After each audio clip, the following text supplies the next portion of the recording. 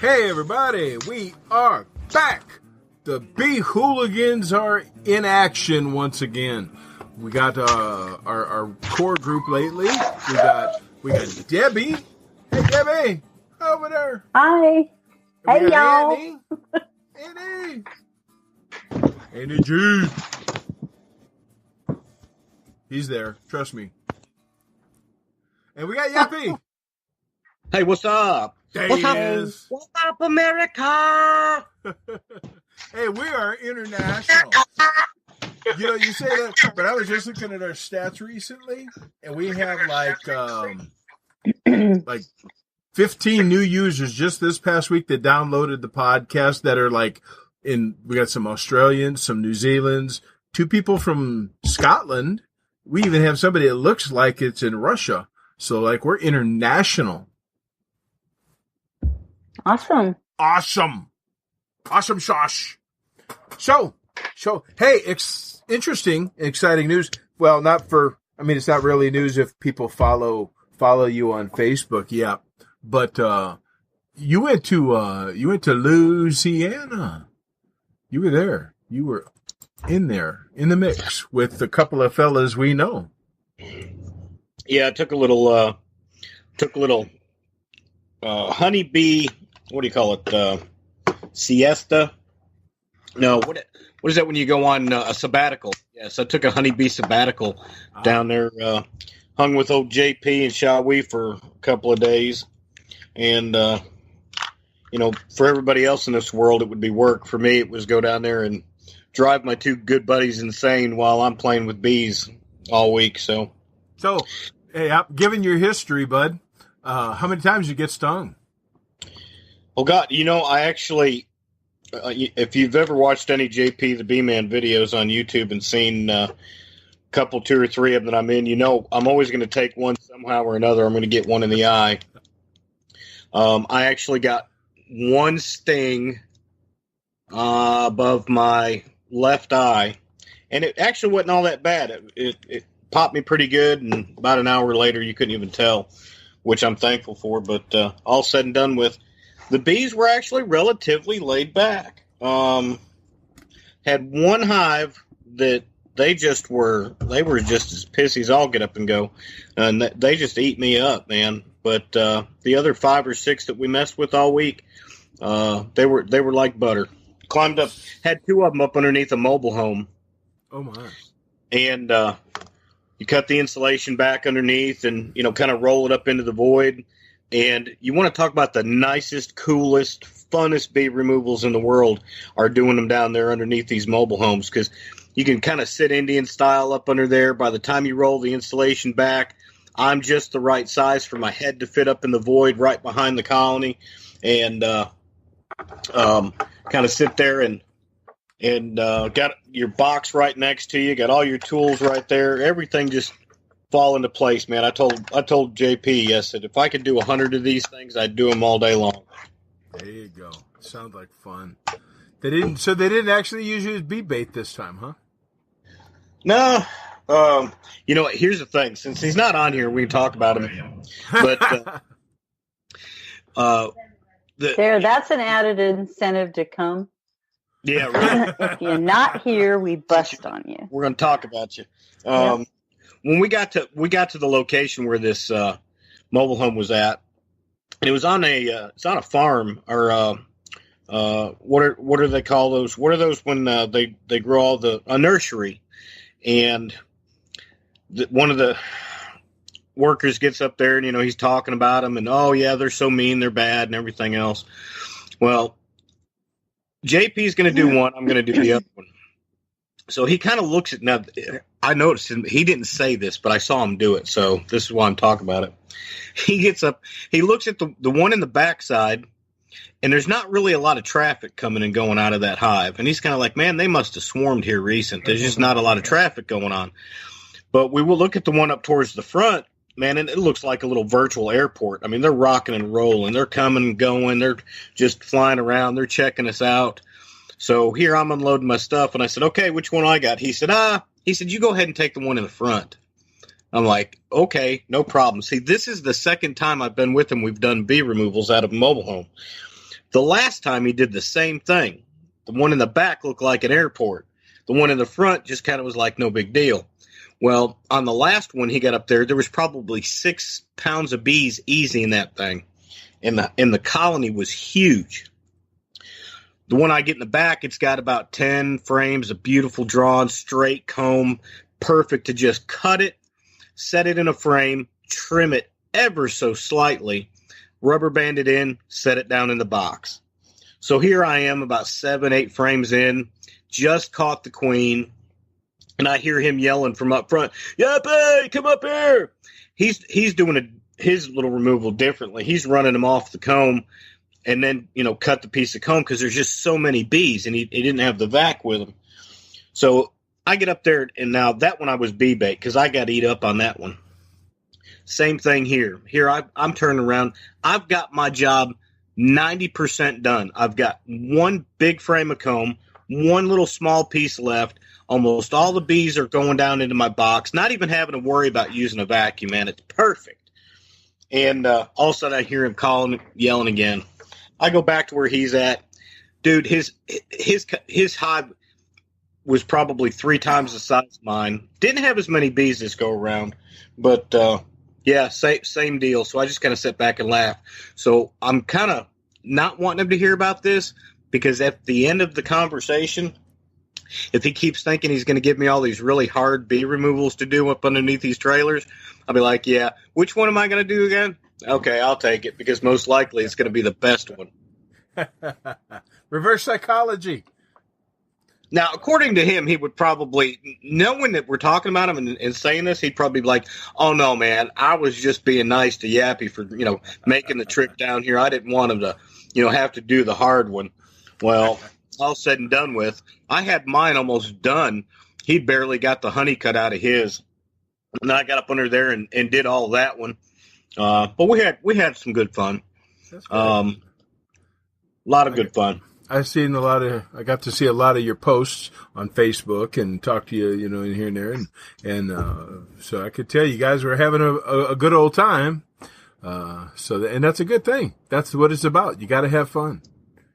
I'll tell you what, one of the biggest highlights for some of you guys that follow me on Facebook, that I mess around with, I'm just kind of getting into a secondary hobby of falconry. And, down in their area, they are covered up with what are called Mississippi kites. It's actually a kind of it's a raptor, kind of like a slightly smaller version, I would say, of our normal falcons that like or hawks that we may see a lot of. Well, JP knows I'm just slap tore up with being in learning about these things. Well, he had a buddy call him, and I didn't know nothing about what was going on. He just, I was waiting for him. We were at a location picking up some supplies, and he says, "Dude," he said, "we're fixing to go take a stop, emergency stop." He said, I'm not telling you anything else." He said, "But this is going to be the highlight of your trip." And I'm thinking, oh, great. This is going to be interesting. So we pull up in this guy's driveway. On the tailgate of his truck, there's sitting a box.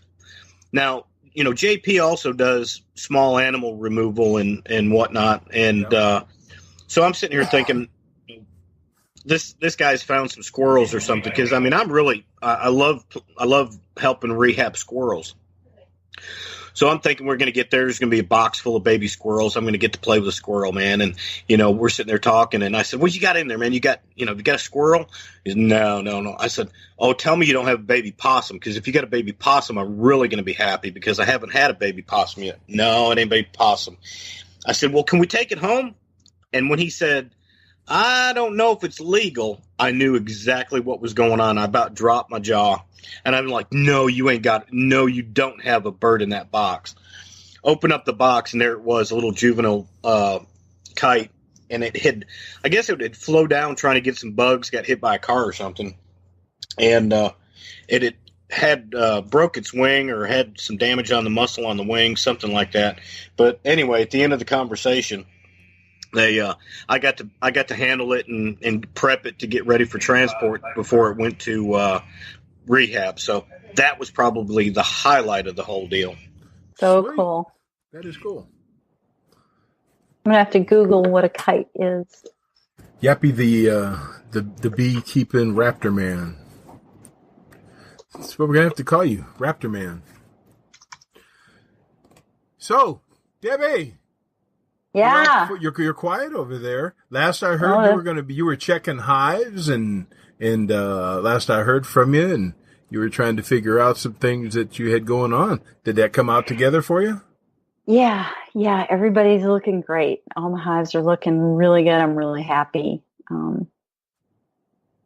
Really happy. They got good stores building up. We're in the middle of a flow right now. I don't know. We're having a little bit of a tropical depression right now in Smithton, like Texas. So, but got a little hurricane that's passing off the coast or something. But so we're going to have rain for a couple days. Hope it doesn't, wipe out what we got left of pollen and nectar. Okay, So just a second. Yeah. Anthony's grumbling. Handy. So yeah, everything's looking really good. I may end up having to combine one of my hives, but otherwise all of them, or actually two of them, but for the most part they're looking real good. I'm real happy. Awesome. Now your pollen and honey, you were having problems with being pollen and pollen. Oh yeah, that one hive I haven't been out to fix them yet, and it's a very possible. I've got one of my hives I checked over the weekend. It's actually my grandson's hive, and it was beginning to look like it was in the same shape with a lot of pollen. But as I dug into the bottom, there was a lot more broods. So it's possible that the other by now has righted itself, and I'm gonna go back, check it out. If it's not right, I'm gonna wait. I am so glad you brought that up. For everybody listening on a podcast, about roughly a week and a half, 2 weeks ago, Debbie messaged Tony and I and said that she had went into a hive and found that, and make sure I'm right on the details. Your whole bottom deep was just full of pollen. Everything was there. There wasn't any brood, right? It was just pollen. Yeah, there was just pollen and nectar. Okay. Mostly pollen, though. All right, great. Well, I have found she's running a double deep system on that hive, and you had one medium on top of that? Yeah. Okay.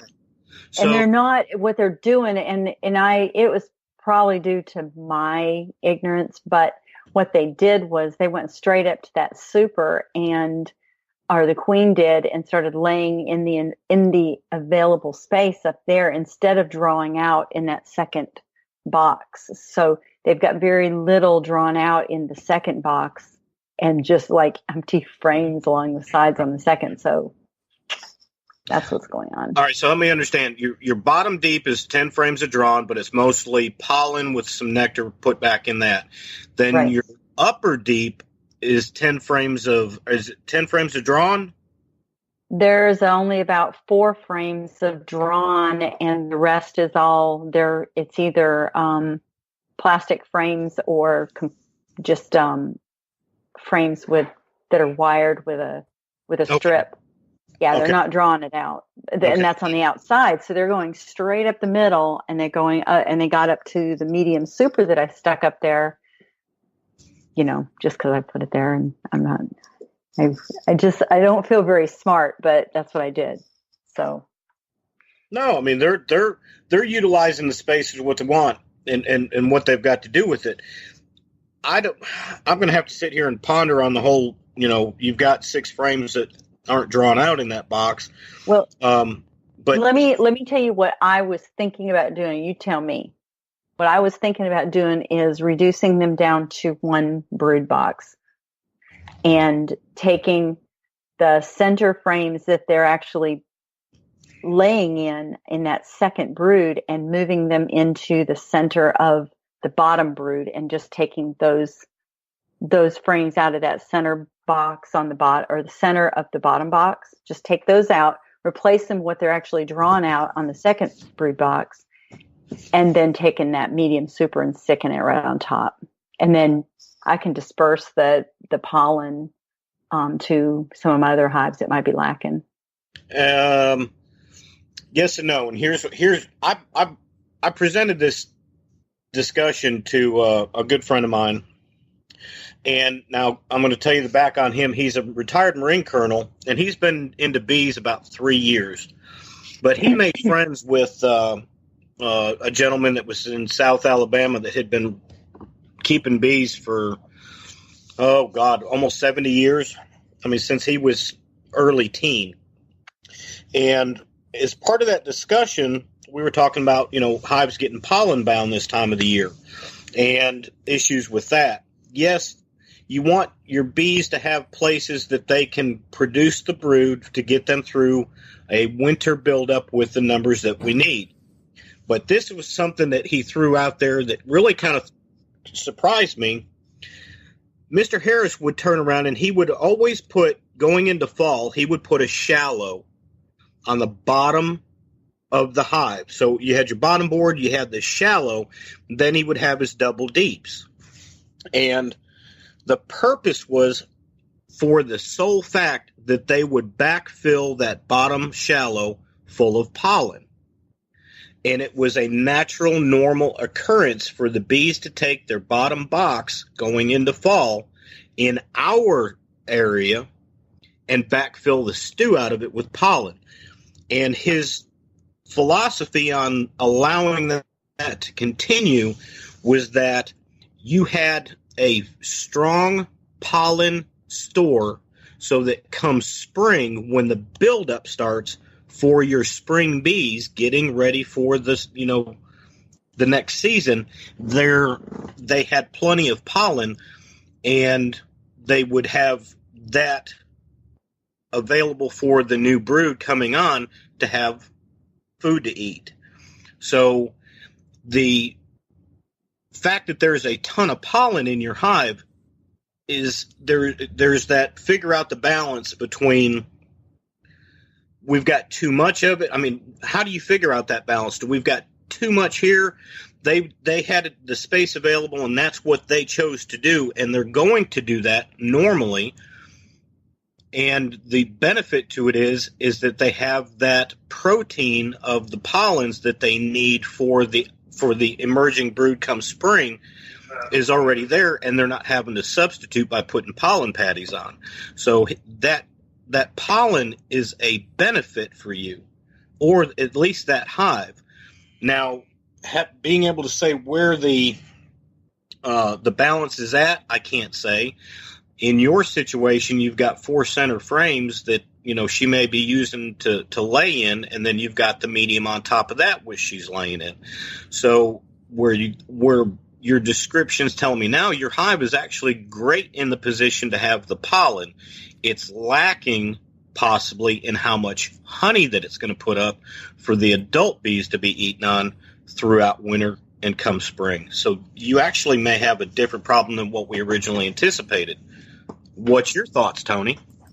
Well, it's interesting because I was reading some old documentation a while back, and what's his name? Walt something.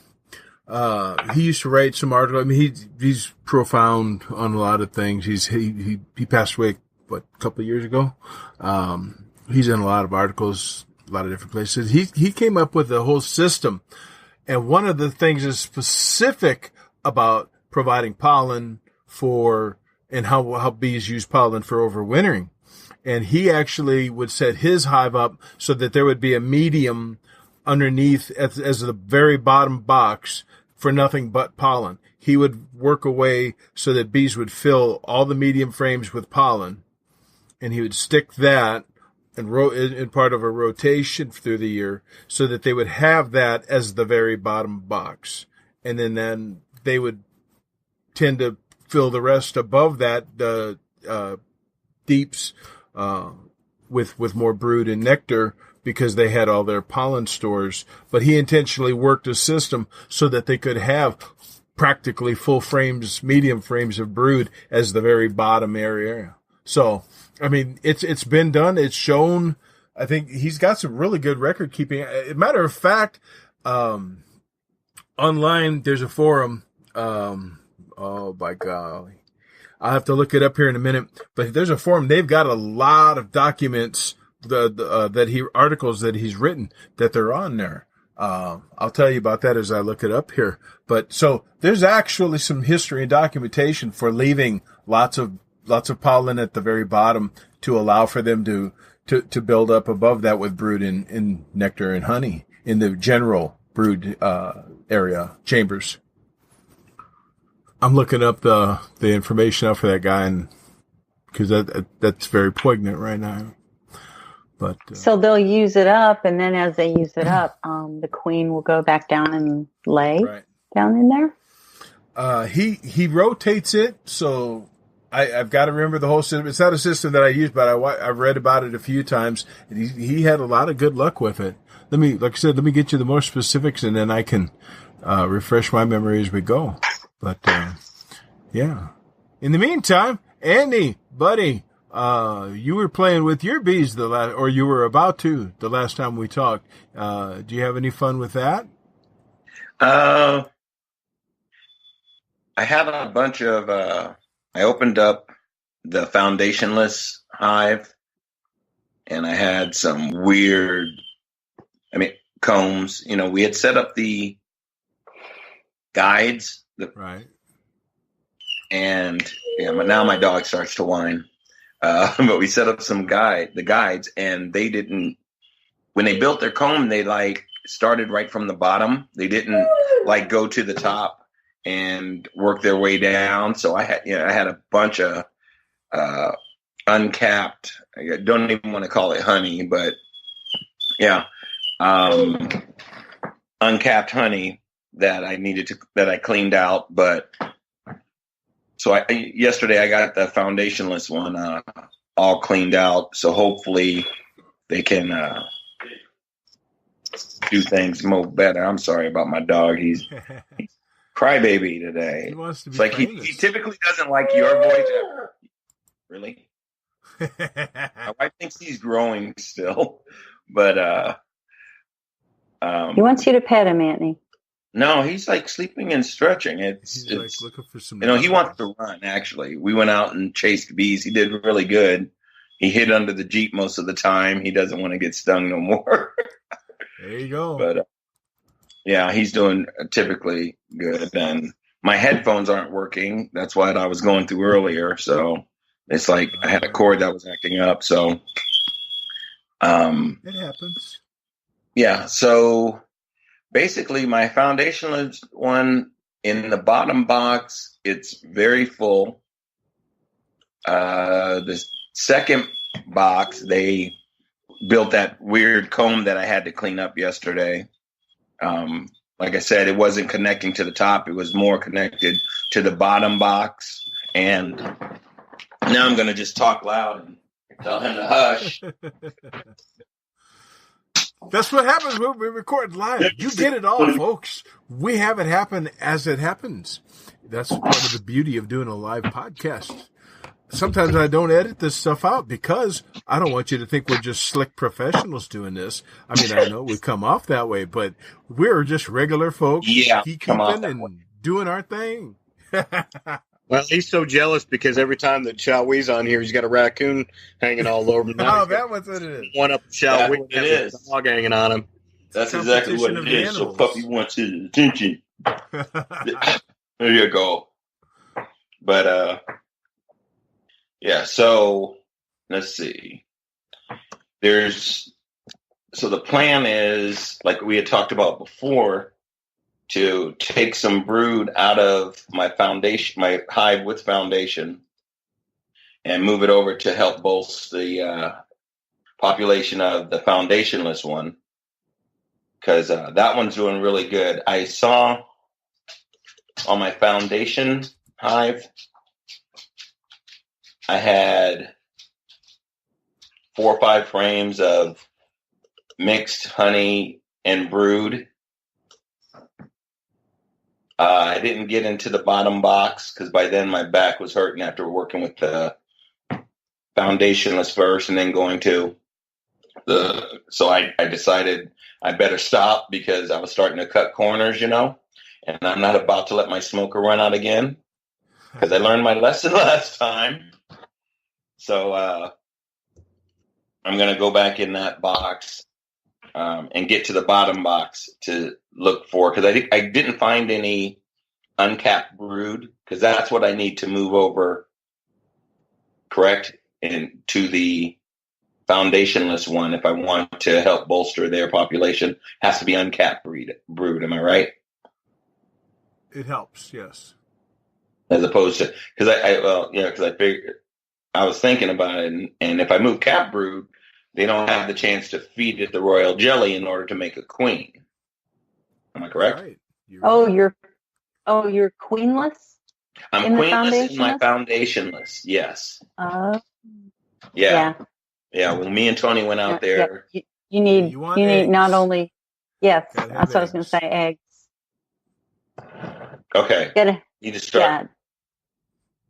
Yeah, and what I ascertained with all of the brood that I had in my second box, and I didn't see the queen, was hopefully that the queen was in the bottom box doing her deal, and that's where I would find frames of eggs that I could. But like I said, my back was killing me, and I was starting to cut corners, so I figured it was smarter just to lay off. So I didn't do anything stupid, The bees were getting agitated at me because I wasn't finessing them like I should have been. So I figured it was time to back off. Let me tell you a little something about cutting corners. I did an inspection before I went on vacation, and it was hot, and I was doing 8 hives that day, and I got to the last one, and I have it in my notes. I'm hot. I'm tired. This is what I put in my notes. I'm hot. I'm tired. I opened the lid. They look great. They're fine. I got home from vacation to a dead out. I think maybe the queen had died or something was going on. So there's a horror story for cutting corners. That was a big corner. Wait a minute. You weren't on vacation that long. You had a hive that you opened up and it looked like it had numbers. Right. But I had a dead out when I got back. But when I looked back in my notes, I hadn't been into that hive for at least a month. So you want me to send you my notes? No, it's all right. Because, you got to think about time of the year, okay? You're in an area where you've got a little bit that's still flowering, but you haven't reached fall flow yet. You had a hive that looked like it had good numbers in it. Then you come back a month later and they're gone. That is very typical of this time of the year across the country, and meaning that we're towards that end of dearth. That's the key point to understanding end of dearth and finding hives that are empty. Possibly that those bees have turned around and they were under attack from 5 other hives in your yard. They were getting robbed out, because as soon as it starts, one hive starts robbing them, they all kind of get, all of them get in sync, and they all try to go in there and get what they can. You most likely had a robbing situation and came back to an empty hive, in my opinion. You know what? If I look back at my notes, I think I had another hive that looked like they were having problems that was sitting. They were sitting right next to it, and I actually made that note. I said looks like it looked like a robbing situation was going on. So I went and reduced the entrance on the one that was sitting next to that one. And I said, they're probably stressed out because, I know what it was. In my notes, I wrote they were super defensive, which they never had been before. And I said they were sitting right next to the dead out. So maybe there was some robbing going on, and maybe that was the reason why they were so defensive. Could I be right? Okay, question. Difference between a dead out and them leaving because of a robbing situation. What's that difference so I can I distinguish. have no idea. There wasn't any bees left. Well, it comes down to terminology. I caught Tony on this one here this last week. What's the difference between a nest and the colony in the hive? Tony's the everything that they're on and the comb and all that is the nest, to where I've been just calling it the hive all these years. The wax is the nest, the bees are the colony, the structure, the void space is the hive. But people conflate those things all the time. I mean, it's been done historically because we only visually see things all together, so people will conflate that and say, oh, look, there's a hive, or there's, and they'll say one of those terms and refer to all of it. And that's fine. I'm not saying it's necessarily a bad thing, but because I like to do things, we have to be able to break things down educational wise when we're talking about doing treatments or taking actions. You have to be able to break that down and say, what are we really looking at? The bees are the colony, the wax is the nest, the structure or, the void space, whatever, the surrounding where they put the nest is actually the hive. That's all I tried to bring out on that. Right.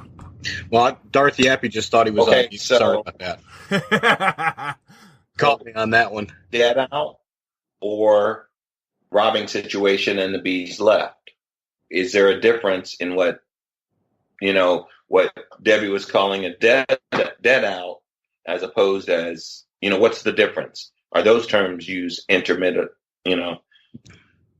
Yeah, I was using the word, but I really have no clue what happened. And Yappy, maybe since I didn't find any dead bees in there, and then I would say that it might have been an abscond. That's the correct terminology, right? Yeah, I would say you would have most likely, if it was a robbing scenario, then what was left that could not defend or was in that situation absconded that hive. However, if we were talking and we said something in terms of a dead out, Tony or Antnee, I refer to a dead out as what you find in March.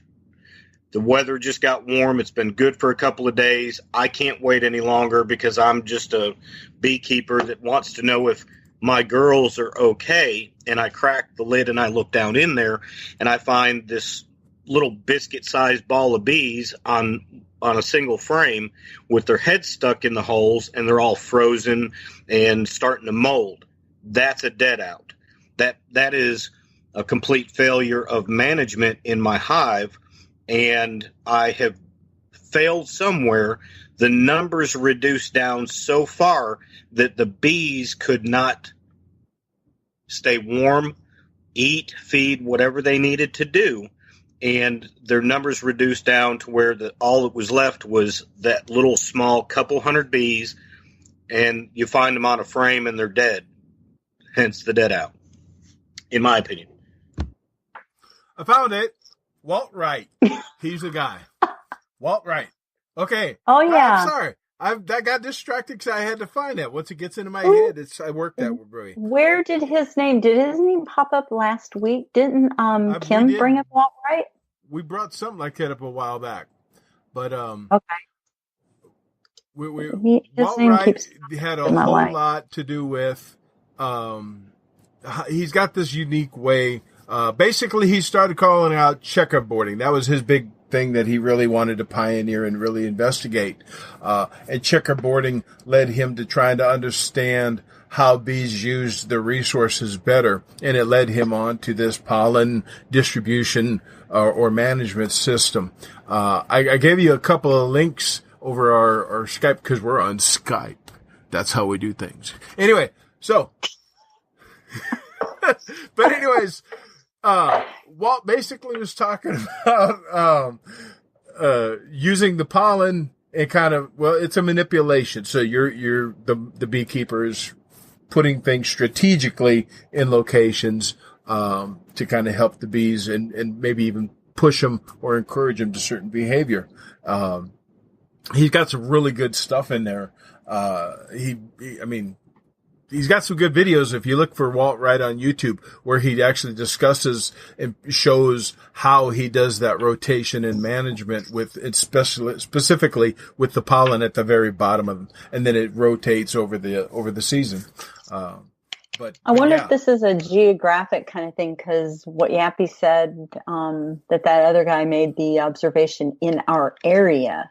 Well, he's in Georgia. I'm in North Carolina, so maybe Walt is not no. I was talking about the guy that Yappy was talking about. Oh yeah, right, Yappy. Well, no, his name was Fred Harris. It was he wasn't even a computer guy as far as all that goes. And the sad part, what? Go ahead. Yeah, he's in Huntsville, Alabama. Yeah, Walt is. Fred was down. No, he was in South Alabama, and he passed away back early, beginning part of this year. I had the opportunity to meet him one time, and we had so much. There was just so much to talk about, and he had 1,000 questions to ask me. That it was amazing. This man had been keeping bees for 70 years, but he'd never really done anything in removals, and he was just over curious in regards to how bees are in the wild per se, where they're in whatever void space. It didn't matter if they were in a tree or in a house. He wanted to understand the actions, the things that they did out in the wild, and compare it to what he sees in beehives. And we talked for hours over that, and it wasn't long after that he passed away. And it's a great loss in the state of Alabama, because of the knowledge that he had. Always shared it freely, spoke a lot of different places, and was very well-known man. And I hate that I didn't have the opportunity to pick his brain on so many things. So salute to you, Mr. Harris. You were a fine man.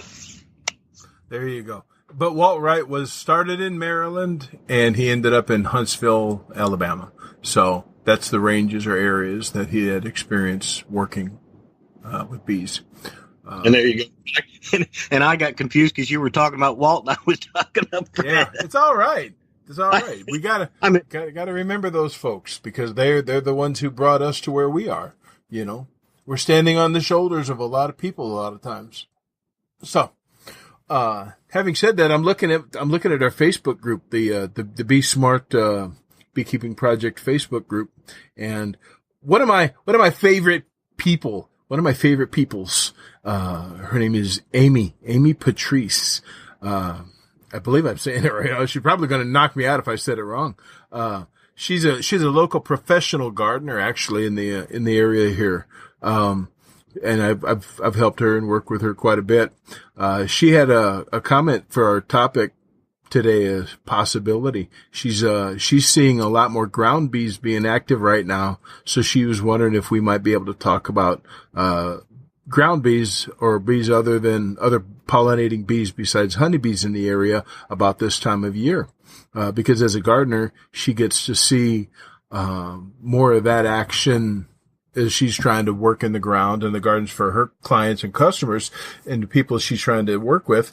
She's seeing that there's more activity. So people are clearing garden spaces out and they're replanting or whatever they're doing, garden stuff. I don't pretend to have a green thumb, but she gets to see that regularly, and she's wanting to know a little bit more herself and maybe to help some other folks that are in the gardening things, but the other pollinating bees. Yeah, Amy, that's actually a good thing. And not to divert away, I think it kind of ran its course, but I think this is a good topic because, we a lot of times as beekeepers, we focus on honeybees because that's the bees we work with. I work with honeybees, but I also work with bumblebees and I work with mason bees predominantly. Those three. Because they come in so handy for the people that I work with. I work with people who are gardeners or got the toy farms or small agricultural adventures is what I call it. And so at different times of the year, different kinds of bees work really well. And for better, they work better for specific kinds of things because of timing, the nature of that particular pollinator. And a lot of people really aren't fully aware, because all the news really talks about, or primarily talks about, is the honeybees. And honeybees are awesome, but so many other bees are really awesome too. You have what's called the mason bee. The most common of that is the blue orchard bee. Bob. Hey, there's Bob. And he's blue. But,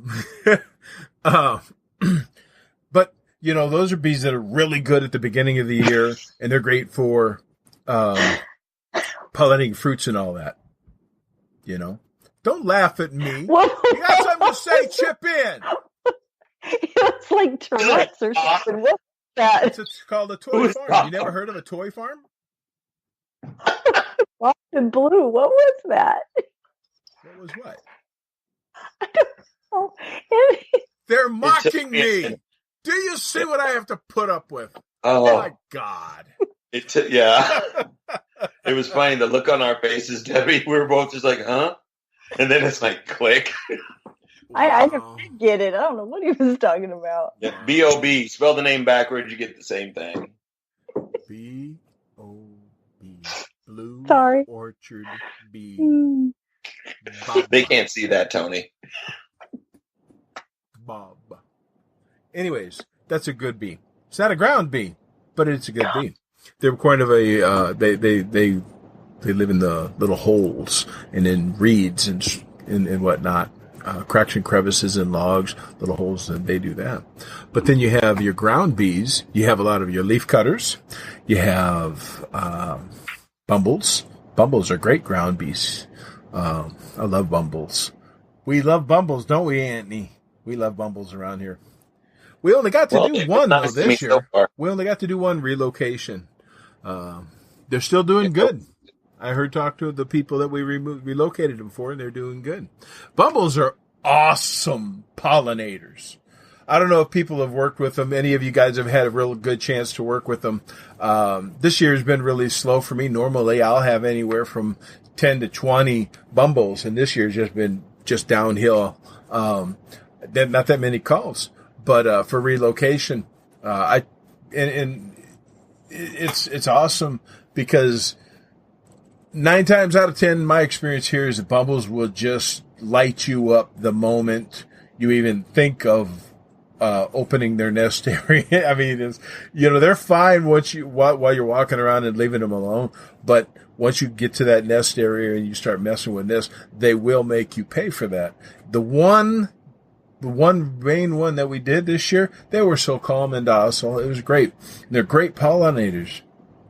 And like I said, they're just, they wouldn't really hurt you unless you actively, to them, they see you as harming them. They're great, and they last, across the whole season, for the most part. They're really active right now, this time of year, at least around this part of the country anyway. I don't know about you guys. Well, have you guys ever have you ever seen the video that's flying around where somebody's giving the bumblebee the high five? And the one where the bumbles are chasing the little playing soccer and stuff. Right. Well, I did that the other day. There was a bumblebee out, and I did, and it stuck its little leg up, and about 3 or 4 times I did it until I thought, it's going to get mad at me. For real, you did it. I don't know why they. Yeah, it was really kind of weird. Pictures, like JP says, pictures, or it didn't happen. Right. We throw the flag here. The yellow flag thrown down. And he threw down the yellow flag. He's calling on that one.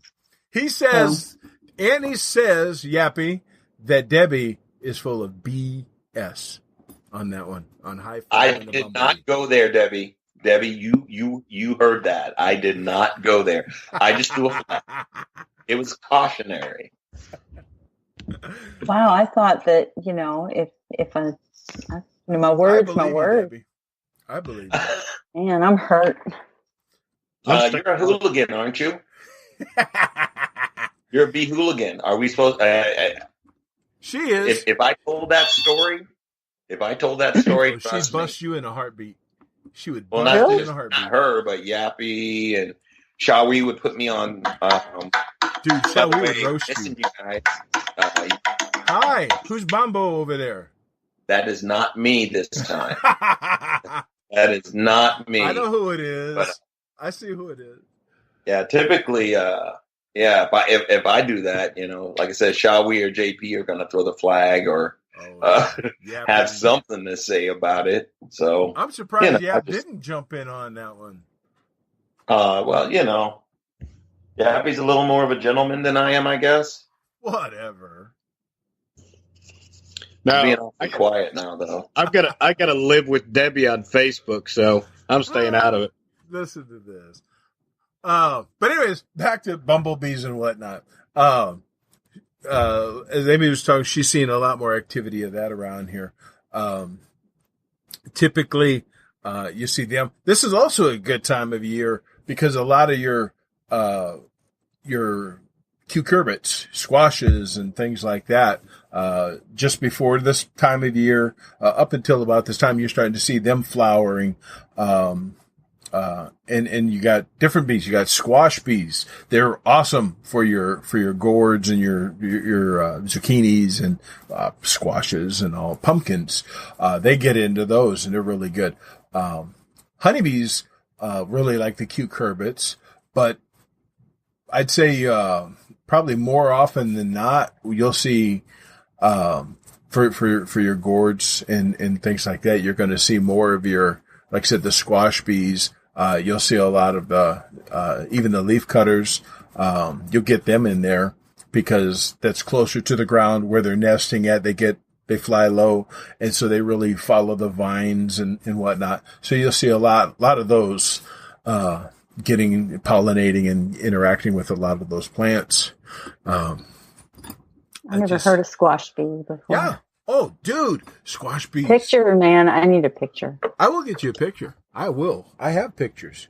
I got a book full of pictures of squash bees. Squash bees, is that anything like a chicken snake? Now there you're out of my element. I can talk all day about squash bees. Are you being funny? But no. Huh?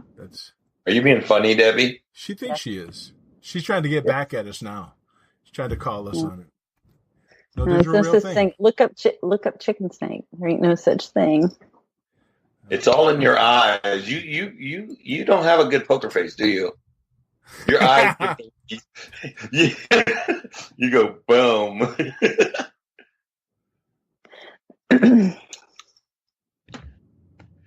But anyways, so there's that.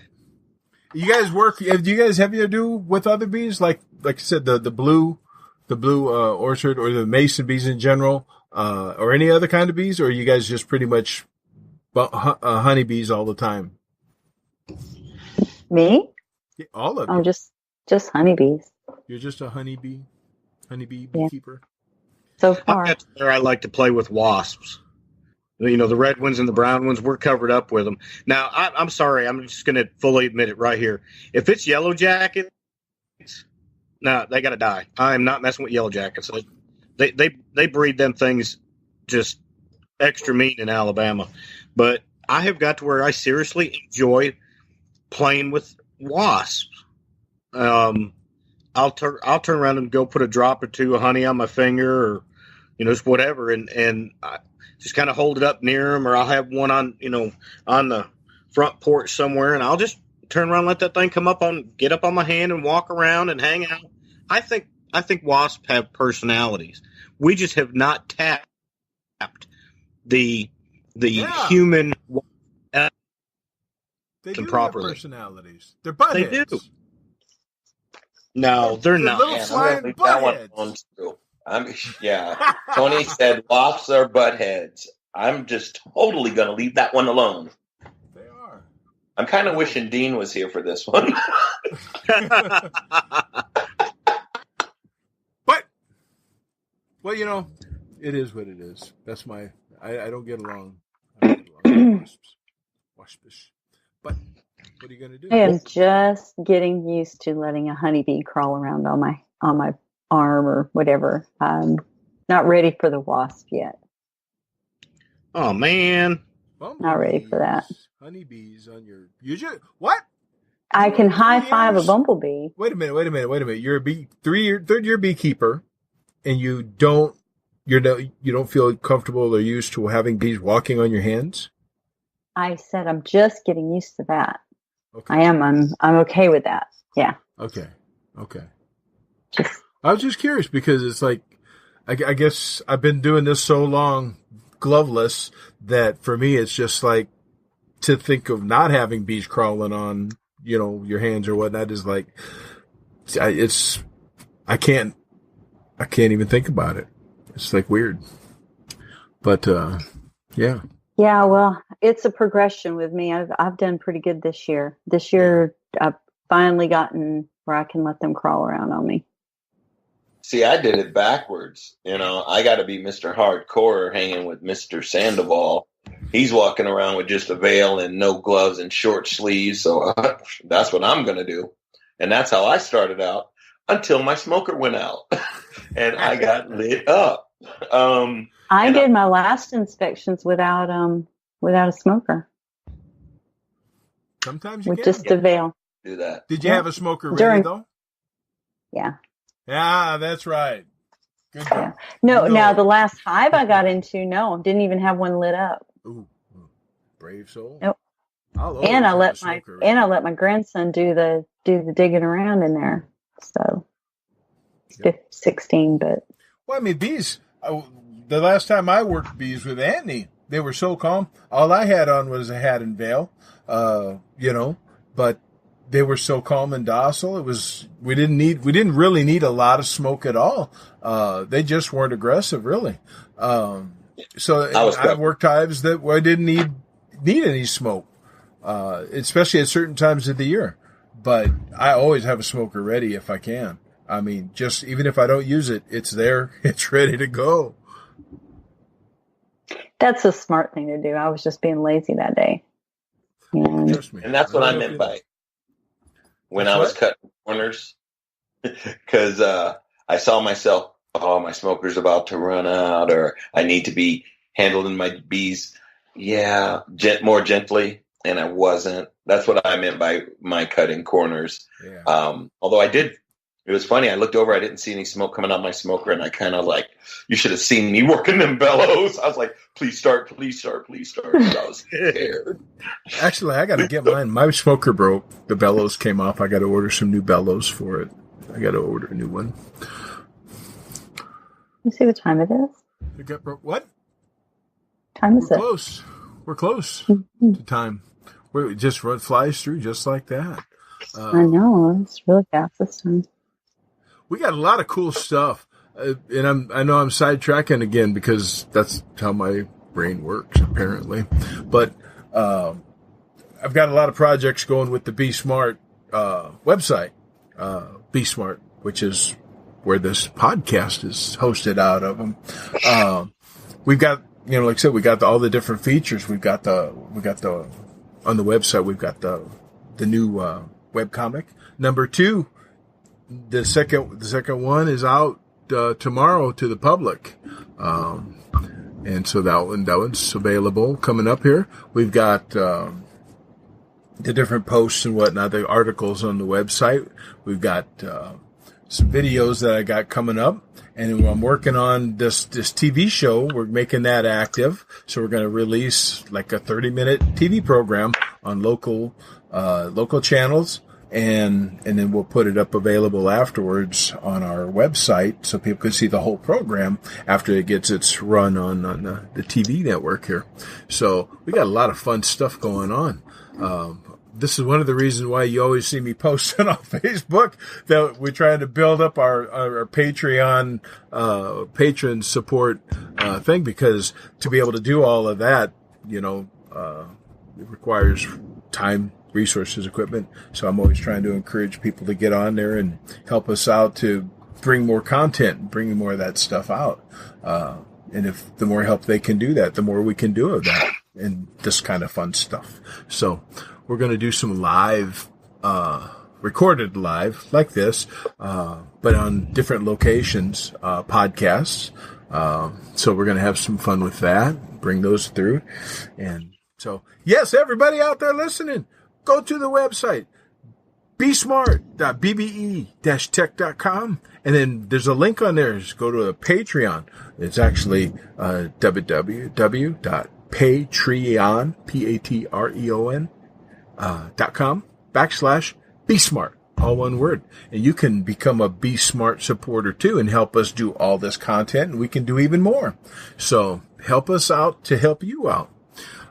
So there's that. We got a lot of fun stuff coming. I'm kind of excited about all the different projects that we're starting to make happen around here. Trying to get more, expose it to a larger audience, because we talk to a lot of beekeepers around here.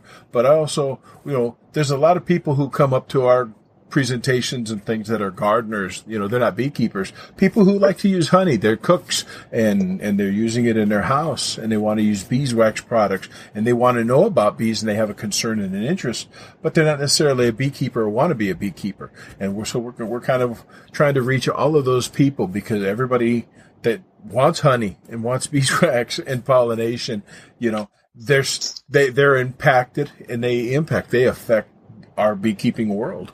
So we want to try and get everybody informed and involved. So that's I had a question since you brought up the cooking with honey. Yes. Does anyone know of a solid honey cooking cookbook? Because my wife has been doing in Avoca. Yes. She's been doing the farmers markets there, and she's been making all these goodies. I probably gained 10, 15 pounds. But she was... Oh, dude. Honey.org. Honey.org? Dude, easy enough. They got seriously 10,000 recipes of every kind you can think of. That and the North Carolina Beekeepers Association actually has a book for sale. Nice. She made these, and I kept telling her, add bacon to stuff and you'll sell it, especially to the guys. She made these maple bacon muffins. They were just phenomenal. It was like eating a pancake and bacon for breakfast. But she's interested in, down the road, doing more of her baking with honey. So North Carolina's... I'll send you a link, but it's a North Carolina, it's ncbeekeepers.org. And I'll send you the link, but there is just don't know where it's at. But on their website, they have a spot where they've got a book for sale. Yeah. Great. Yeah, you get a lot of the local organizations who put together books as fundraisers like that, and that's really cool because you get a lot of local stuff and that's really kind of neat because people make their own little what they have available there that may not be available somewhere else, and that's always neat. But for me, default, because I'm lazy, I'm more online than anything, I use that honey.org and then just start hitting up stuff like that. And that is free access, by the way, for that one, for the honey.org. You can get on there and look up any of them recipes. There you go. Hey, Yappy, I know firefighters have their share of recipes. You got any honey chili recipes? You know who's got, you know what? I got one. I have a good honey chili recipe that I tried. I'll get it for you. There you go. Honey Thank chili. you. Yeah, it's about that time. It's about chili making time. Football season. That's it. Ooh. Hey, wow. We got time. We're here. Last comments. What do you got on your mind? What are we going to do? What are you thinking about going towards next week? We'll start with Debbie. What you got going on? What you want to close out with? Man, I'm fly by the seat of my pants. Kind of. You asked me about next week, and I'm going to say, yeah, sure. I don't even know if I'll be here next week. But no, I'm hoping that everybody up north has got their girls pretty much ready and tucked in. Letting them collect the final what they can for winter, and hope that everything is going good for you guys. As far as us down south, hope that everybody's ready for fall flow and that we have a good one. And as we're recording this, Texas is getting drowned in their southern region. So I hope that all those that had bees are somewhat. I hope their bees are safe. I hope their families are safe, and y'all just keep everybody in your prayers that's down there in Texas going through some real major catastrophe stuff right now. And I hope everybody's okay. We have a lot of our members on the Facebook group that are down there now. And so definitely I want to echo that, Yappy, that we want to make sure everybody stays safe first down there. Yes, and it's really keep everything horrible. tight, folks. Stay up and dry, and got to keep them in our minds. Now, Debbie, what are your plans? I'm just waiting for my fall flow to get over to see what's going on with my hives. And when it looks like they're pretty much done, then I'm going to make some decisions on maybe combining and whatnot, if they're not built up enough. Annie? Well, since Yappy's made it obvious that the Midwest doesn't count, and Miss Debbie seems to agree, it's either north or south, I guess. It was all inclusive when he said north. Don't be so sensitive. There he goes again, getting offended. Are you a Beehooligan or not? I can't help it. I just my mom says I'm not sensitive. Well, she says I'm a beautiful boy. And everybody's just jealous, right? Right. You're all just jealous. Okay, I'm gonna go play with some wasps. You know what I just pictured? I pictured Antnee standing there, dropping the mic and just walking off screen. Just go for it. I thought about it. Mic drop. Drop the baby. He's just out. With that one, he's just out. All right. Well, everybody. They make that noise. That's going to wrap it up for this episode. Next week, we're going to try and have a guest. I'm not making any promises, but maybe from somewhere down under. May not. Depends. We got to get our time together, but it's gonna be cool if we make it happen. Otherwise, we'll riff it and we'll have some fun just out of the box again. With that, you guys all have a good one. Take care, and do not ever forget, be smart.